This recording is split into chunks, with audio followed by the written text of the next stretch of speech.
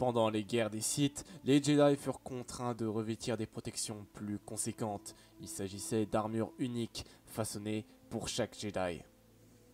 Aussi surprenant que cela puisse paraître, les Jedi n'avaient pas toujours porté leur symbolique toge et leur robe. Il fut une époque où les temps sombres forcèrent les Jedi à revêtir des protections plus adaptées, telles que de véritables armures de combat.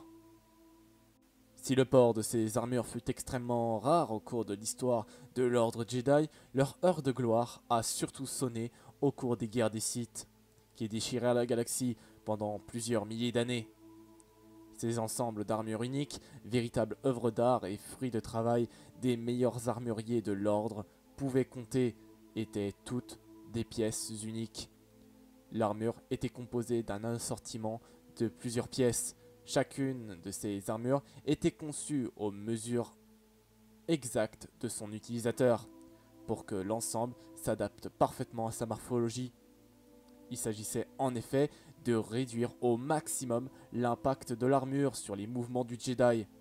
Cependant, malgré le grand savoir-faire des armuriers, les armures en situation de commun ne donnaient jamais autant d'aisance à un Jedi que s'il était vêtu d'une simple toge. Cependant, ces armures offraient à leurs porteurs une meilleure résistance aux blasters et aux sabres laser. Les armures furent utilisées à peu près jusqu'à un millénaire avant Yavin, à la bataille de Ruusan où les Jedi remportèrent la victoire. Croyant être débarrassés des Sith pour de bon, l'usage de l'armure de combat disparut totalement, ainsi que le savoir-faire des maîtres armuriers. Dans les derniers jours de l'ordre Jedi, plus aucun Jedi n'était capable de fabriquer ne serait-ce qu'une seule pièce d'armure. Bien que le savoir-faire millénaire fût perdu, les armures Jedi furent néanmoins réutilisées lors des périodes des crises les plus récentes.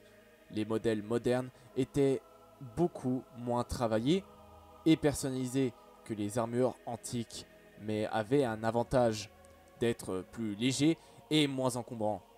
On nota une importante recrudescence des armures Jedi du temps de la guerre des clones, où les généraux Jedi cherchèrent à montrer leur unité et leur solidarité avec les soldats de l'armée de la République placés sous leur commandement.